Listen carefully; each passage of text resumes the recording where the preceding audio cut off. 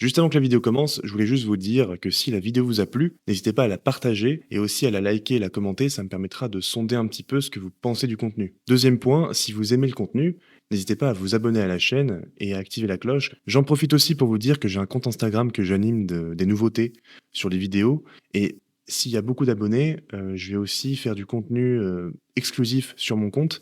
Donc c'est l'occasion de rejoindre mon compte Instagram que je mets en description. Sur ce, moi je vous laisse et je vous souhaite un bon visionnage.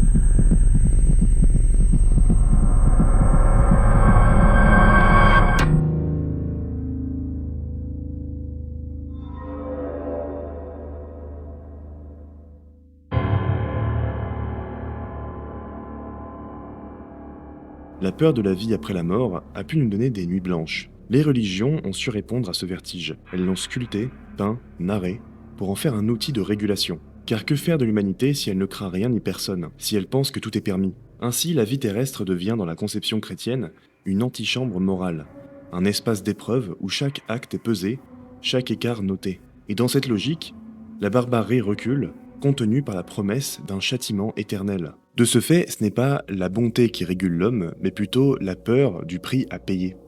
L'idée d'un monde souterrain réservé aux morts n'est pas née avec le christianisme.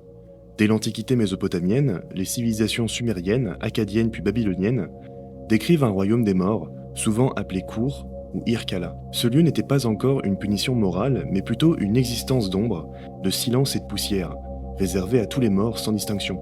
Dans la Bible hébraïque, cette conception se poursuit sous le nom de Sheol, lieu souterrain indifférencié, sorte de néant des morts. Mais à partir du IIe siècle avant notre ère, influencé par les visions apocalyptiques zoroastriennes puis grecques, certains courants du judaïsme développent une vision plus structurée. La résurrection des justes, la punition éternelle des méchants, dans un lieu appelé Gehinnom ou Gehenna. Cette vision dualiste est reprise et radicalisée par le christianisme naissant. Dans les évangiles, Jésus évoque fréquemment l'enfer, un feu inextinguible réservé à ceux qui auront rejeté Dieu. Progressivement, la théologie chrétienne affine la distinction entre le paradis, le purgatoire et l'enfer, celui-ci devenant le lieu ultime du refus de Dieu, marqué par une peine éternelle et consciente. L'Église l'avait déjà intégré en tant qu'outil dogmatique et pastoral. Dès le deuxième concile de Constantinople en 553, l'idée selon laquelle l'enfer pourrait être temporaire, comme le pensait Origène, est condamnée. L'Église affirme la peine éternelle et irréversible des damnés. Puis au quatrième concile de Latran, en 1215, sous le pape Innocent III, cette doctrine est officialisée dans le credo catholique. Le jugement dernier sépare pour toujours les justes et les pécheurs. Cette vision a d'ailleurs été confirmée récemment, en 1992, par le pape Jean-Paul II, avec la publication du catéchisme de l'Église catholique. Au passage, le concile de Latran, ou Latran IV, est le concile qui a appuyé l'idée que le pape était supérieur à tous les souverains chrétiens, et a aussi défini ce qu'était l'hérésie. Cette peur de l'enfer, ravivée par le concile, devient un levier pédagogique majeur. L'historien des religions Jean Delumeau parle même de pastoral de la peur, pour caractériser l'insistance de l'Église sur les aspects les plus effrayants du christianisme, l'enfer en particulier, pour inspirer la peur chez les fidèles et les rendre plus pieux. À travers cette idée, il veut surtout dire qu'entre le Moyen-Âge et le XVIIIe siècle, l'Église apportait un discours qui majorait les dimensions du péché par rapport au pardon. Cette pastorale de la peur reprend l'adage évangélique disant qu'il y a beaucoup d'appelés et peu d'élus pour le salut de l'âme.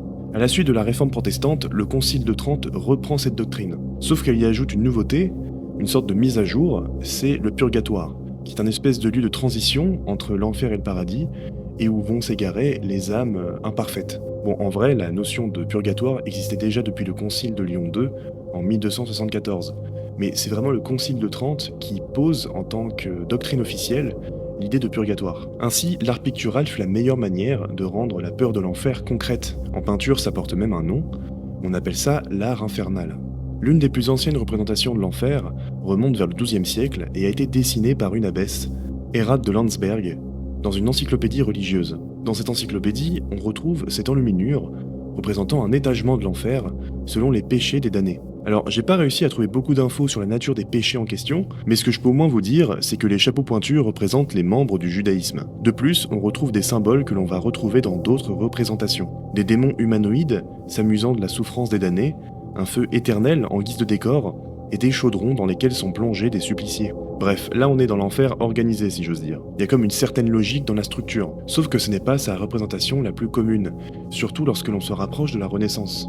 Justement, une représentation de l'enfer datant de 1430, et qui s'intitule La bouche de l'enfer, accentue le caractère désordonné du monde des damnés. L'artiste qui a dessiné l'œuvre est inconnu, mais on le surnomme le maître de Clèves. C'est encore une enluminure représentant l'entrée de l'enfer, la porte étant, comme on le voit, une bouche de créature chimérique grotesque. De plus, cette aide léonine est rattachée à un donjon qui semble être l'intérieur d'un lieu de supplice.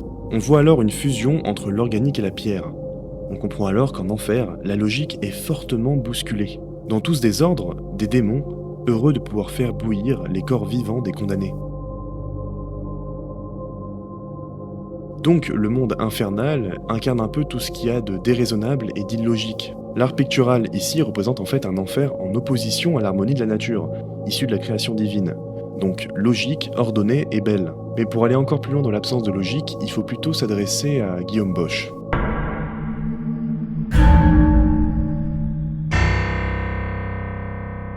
Dans son tableau peint en 1490 et s'intitulant Les Jardins des Délices, Bosch nous montre un enfer au comble de l'absurde. L'œuvre est structurée en triptyque, c'est-à-dire qu'elle est séparée en 3 panneaux. À gauche, la création avec Adam et Ève entourant Jésus. Au centre, une humanité vivant dans le péché et la décadence. À droite, la conséquence, l'enfer, avec ses créatures hybrides et son univers chaotique. Par exemple, un démon au corps d'oiseau trône, affublé d'une marmite inversée en guise de casque et dévorant les damnés avant de les déféquer. Au centre du dernier panneau, une étrange créature surnommée l'homme arbre, qui s'appuie sur ses bras, fait de troncs noueux, qui tourne le dos au spectateur et qui présente uniquement son abdomen ouvert, dans lequel des personnages ripaillent. Bon là c'est déjà bien n'importe quoi, mais le plus perturbant c'est que ce personnage nous regarde. Certains historiens de l'art y voient d'ailleurs un autoportrait de l'artiste. En tout cas, il semble qu'on peut pas faire de lecture symbolique du tableau, comme si c'était une œuvre à clé quoi.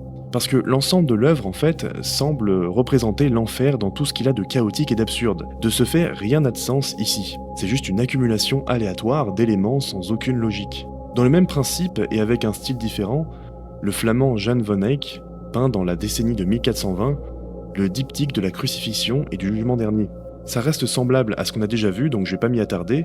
Simplement, ce qu'il faut retenir, c'est que ce sont 2 panneaux en bois peints, et que le deuxième sépare les élus des damnés, avec la mort représentée au milieu.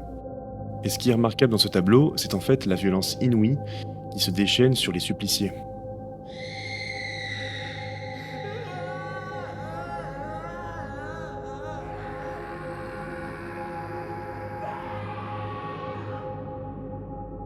C'est au début du XIVe siècle que cette vision de l'enfer prend une forme symbolique puissante et structurée, grâce à Dante Alighieri notamment. Dans l'enfer, première partie du poème s'intitulant La Divine Comédie, le poète florentin imagine une géographie morale et infernale, structurée selon la gravité des péchés. Dante imagine l'enfer comme un vaste entonnoir, sous terre, divisé en 9 cercles concentriques, abritant chacun des péchés précis et leur châtiment approprié. 9 cercles souterrains accueillent tour à tour les luxueux, les gourmands, les violents, les fraudeurs, jusqu'aux traîtres. Il établit alors pour la première fois une cosmologie punitive cohérente et complexe, marquée par le principe du contrapasso, c'est-à-dire le fait que tous les personnages présents dans l'enfer de Dante sont frappés par des punitions proportionnées à leur conduite dans la vie. Par exemple, les traîtres sont condamnés à être gelés, les conseillers frauduleux à être léchés par des langues de feu, ou les suicidés à être transformés en arbres. Son œuvre influence durablement l'imaginaire européen. À partir de lui, l'enfer ne sera plus un concept abstrait mais une architecture effrayante peuplée de figures identifiables, de pécheurs célèbres et de démons en fonction. Et un artiste durant la Renaissance va cartographier l'enfer de Dante et lui donner une réalité concrète. Vous le connaissez tous, c'est Botticelli. L'artiste reprend ici fidèlement cette géographie morale. Il représente en coupe l'entonnoir infernal décrit par Dante, depuis l'entrée, le vestibule des lâches, jusqu'au centre de la terre où Lucifer est emprisonné.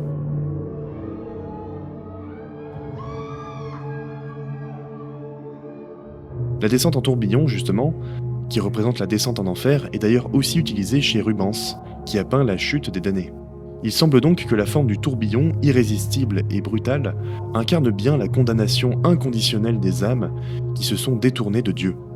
Au XIXe siècle, cette fois, à l'époque du romantisme, c'est plutôt un enfer dramatique, qui est représenté par John Martin, ou John Martin, je sais pas comment le dire. Dans son tableau Pandémonium, il représente l'enfer et sa capitale Pandémonium, comme l'imaginait l'auteur John Milton dans Le Paradis perdu. À la droite du tableau, on voit Satan et avec à côté de lui une créature difficilement identifiable.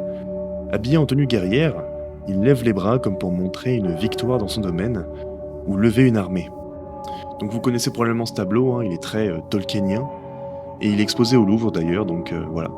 Donc voilà, je pense qu'on a fait le tour de la représentation de l'enfer dans l'Occident. Alors on n'a pas fait le tour de tous les tableaux, hein, bien sûr, mais on a au moins quelques échantillons originaux qui sont remarquables par leur style. De plus, on a vu que cet art infernal s'inscrivait dans une histoire, un contexte. Donc c'est souvent l'histoire religieuse contemporaine, avec notamment, en tête de liste, comme acteur, le pape. Enfin, on a vu à travers cet art pictural l'importance du visuel. C'est bien souvent l'image qui frappe, qui marque l'esprit, et qui est bien plus efficace qu'un simple sermon. Mais maintenant que ça s'est dit, et que toute conclusion nécessite une ouverture, on pourrait se demander si nous avons encore besoin de l'enfer pour nous tenir droit. Et si l'enfer véritable était notre vie après avoir commis le vice? L'enfer, c'est peut-être ce qu'on crée chaque fois qu'on trahit, qu'on humilie ou qu'on détruit. Et si Dante parlait d'un monde souterrain, c'est peut-être parce que le mal nous pousse à descendre au fond de nous-mêmes. Au final, l'enfer n'attend pas notre mort pour nous emporter. L'enfer, on se le crée autour de nous, à force de mal agir, et on finit par se construire une vie merdique. Donc voilà, j'espère que la vidéo vous a plu. Je vous invite à vous abonner si vous voulez vous tenir au courant des actualités sur cette chaîne. Et aussi, je vous invite à liker et à commenter la vidéo pour l'algorithme tout simplement, et aussi pour savoir ce que vous pensez du contenu. Et enfin, je vous invite à partager la vidéo. La partager à vos amis, votre famille, voilà, je sais pas, votre curé, j'en sais rien. Mais en tout cas, moi, je vous laisse pour une prochaine vidéo. Je pense que la prochaine fois, on va parler plus de littérature. Et je vous dis à bientôt. Au revoir.